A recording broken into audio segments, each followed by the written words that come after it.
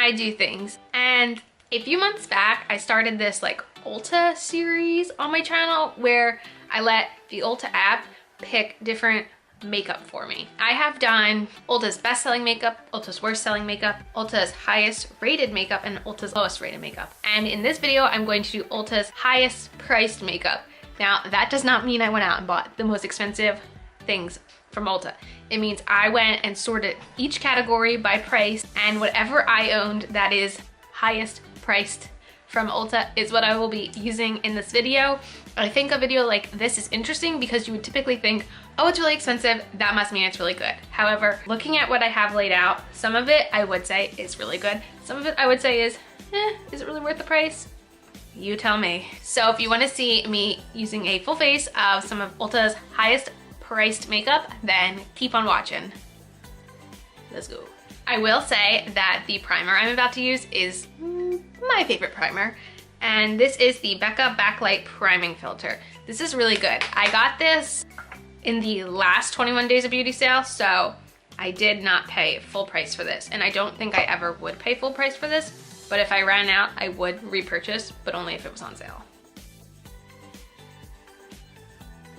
So foundation threw me an interesting curveball. The most expensive foundation I own is the Cover FX Custom Cover Drops.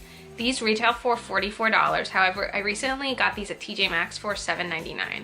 Obviously, I cannot use this color alone. This is a very dark pigment.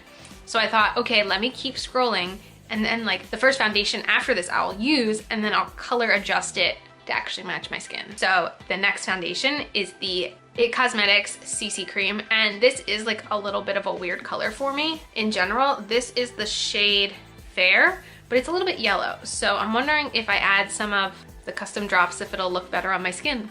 So we're about to find out. So I am going to pump some of it onto the back. A little goes a long way with this CC cream, so I'm not gonna put too much, and then a little bit of, ooh.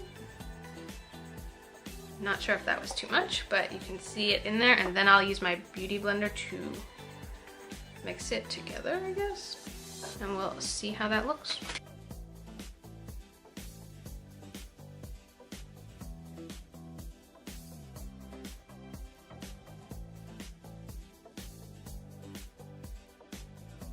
I actually think that did help with the color.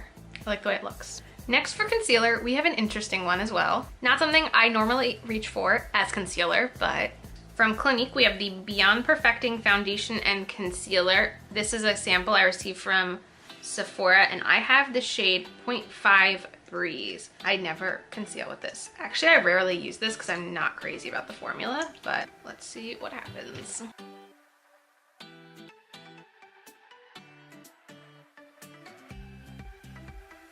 It's okay.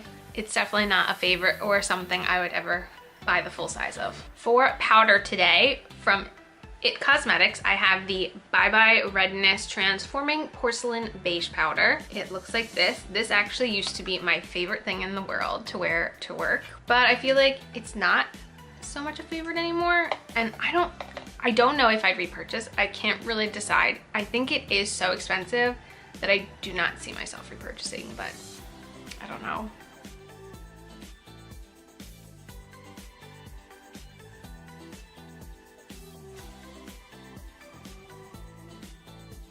For brows on Ulta's app, the most expensive brow product was actually a set I own. So I figured let's use this set, and it's from Benefit, and it's the Precisely My Brow along with the 24-hour brow setter. I'm going to say I like the brow pencil, not as much as my brow wiz, and the brow setter is definitely not my favorite.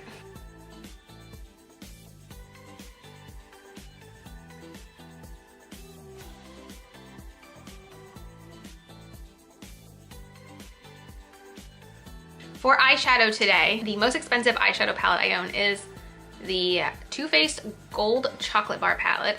I actually did not pay full price for this. I got this when it went half price. I think it was like a really quick sale they had. Although I will say, that Gingerbread Spice palette, it speaks to me. So I will do something to my eyeballs right now.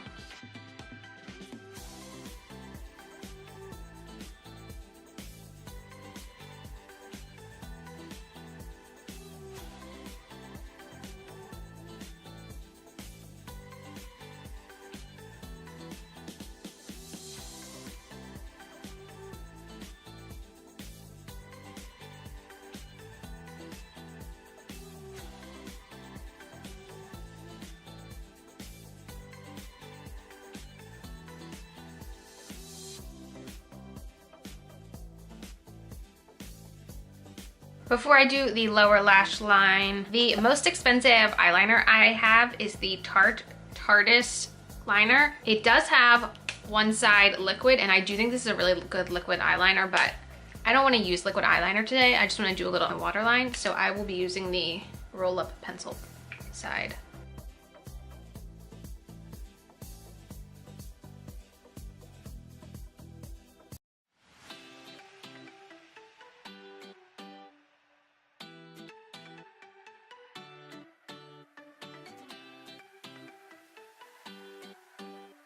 Okay, and there are the eyes. Okay, for bronzer, the most expensive bronzer I own is the Tarte Park Avenue Princess Bronzer. This, I believe, is their older packaging, but it looks like this. I actually do like this. It took a second for it to grow on me. It's very warm, so I would not see myself wearing this color so much in the winter. For the most expensive blush, this always happens, but we have the Tarte Amazonian Clay 12-Hour Blush in the shade Quirky.